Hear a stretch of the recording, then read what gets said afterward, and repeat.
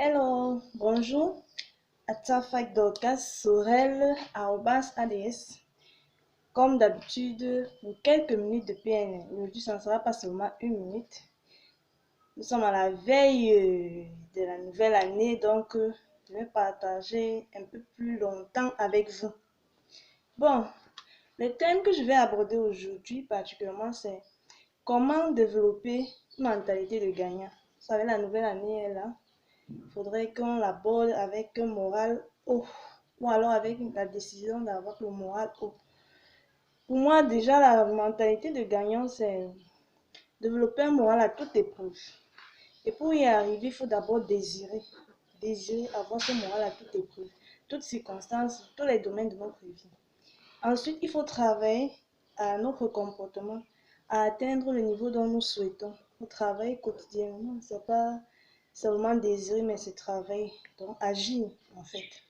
Bon, le moral à toute épreuve, pour moi, nous permet d'avoir la patience, de développer la maîtrise de soi.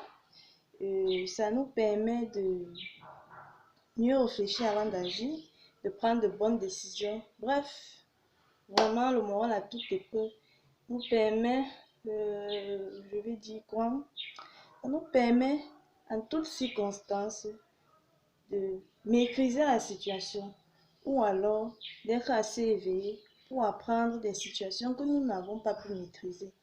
Nous ne pouvons pas toujours tout maîtriser, mais nous pouvons apprendre de ce que nous n'avons pas pu maîtriser et c'est très important. Pour y arriver, il faudrait que quotidiennement, vous commencez d'abord par mieux communiquer avec vous-même. J'ai fait une vidéo pour ça dernièrement. Il faut bien communiquer avec soi. C'est-à-dire quoi?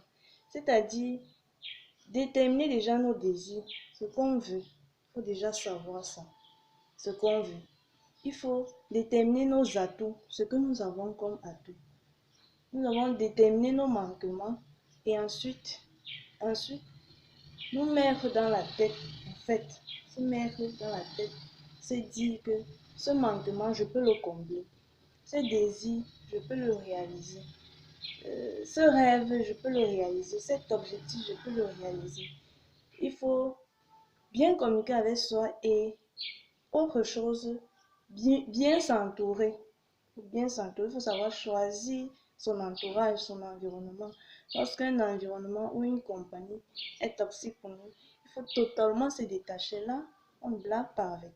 Parce que une personne qui vous propose ou qui partage toujours agréable, distraction, il n'y a jamais rien de constructif, n'avez pas, il ne t'apporte aucune idée quand tu as des problèmes, ou il est là avec toi seulement quand c'est bon, quand il faut s'amuser et autres. Ça, c'est pas une bonne compagnie. C'est juste un exemple parmi tant d'autres. Si vous rendez compte, vous avez un hypocrite en face de vous, détachez-vous. Bon, si vous tenez vous tenez tellement à cette personne, vous pouvez essayer de la ramener. Mais si vous rendez compte, vous ne pouvez pas. Détachez-vous. Il est important de bien s'entourer. Parce que parfois, le mauvais environnement influence sur nous et sur notre propre intérieur. Ça veut dire que ça va venir brouiller notre communication avec nous-mêmes. Parce que c'est important de bien communiquer avec soi. Ça nous permet de savoir exactement ce qu'on veut, d'avoir une idée certaine de nous en fait. Ensuite, il faudrait être ouvert. Une personne qui va avoir une mentalité, toute épreuve, un moral haut, doit être ouvert, doit savoir apprendre des autres. Il n'a pas la maîtrise du savoir. Donc, vous devez savoir apprendre des autres. Et ensuite, il faut aimer aussi partager.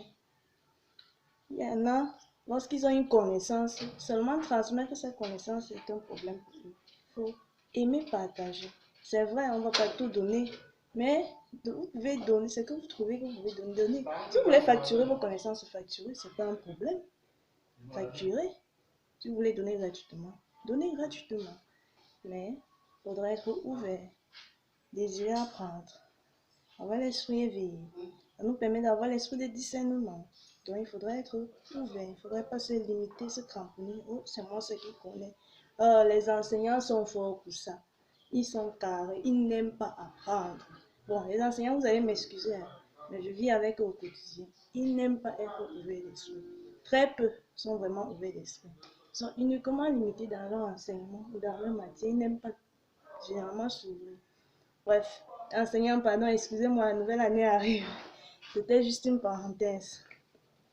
Je finirai avec le désir de prendre les risques. Pour ceux qui visent grand, pour ceux qui ont des projets, lorsque vous voulez avoir le moral, toute épreuve, vous ne devez pas avoir peur de prendre les risques. Parce que lorsque vous prenez des risques, soit vous gagnez, soit il y a échec. Bon. Lorsque vous gagnez, ça vous booste davantage. Lorsqu'il y a échec, c'est là que vous allez même savoir si le moral là, il est fort, s'il a bien supporté l'échec. Si derrière l'échec, vous avez appris et que vous êtes prêt à vous relever pour continuer. Il faut prendre des risques, il ne faut pas rester cramponné. C'est très important. Moi, personnellement, lorsque je voulais commencer la PNL, avant même, on m'a forcé même d'ailleurs pour commencer.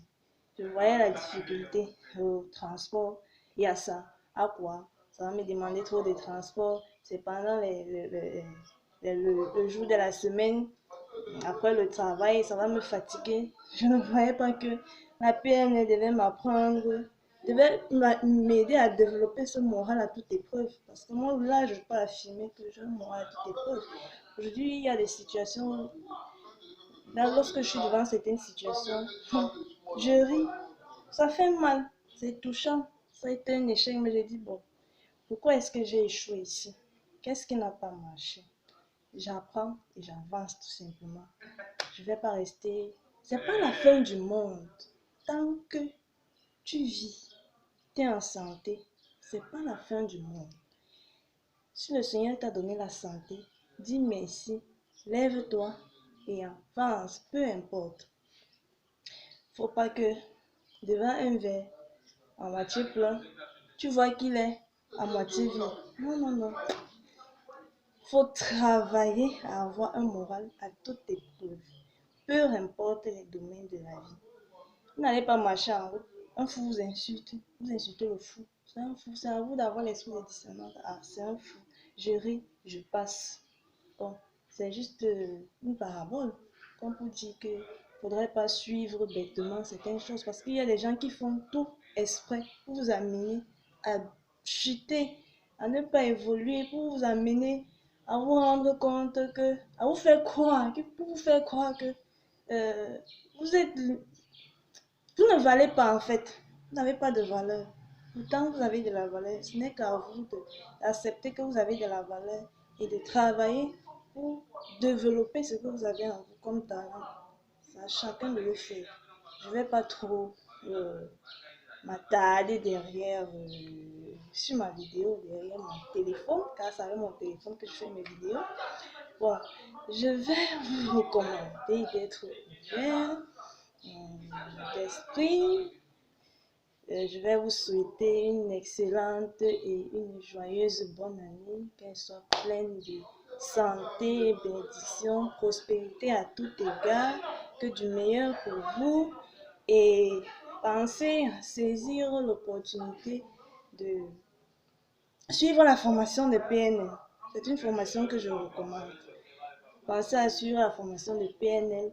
Dès janvier, il y aura une prochaine vague de formation pour tous ceux qui font dans la crypto-monnaie TBC. Vous n'allez débourser que 30 000 francs, je pense, au trop 40 000 francs en espèces.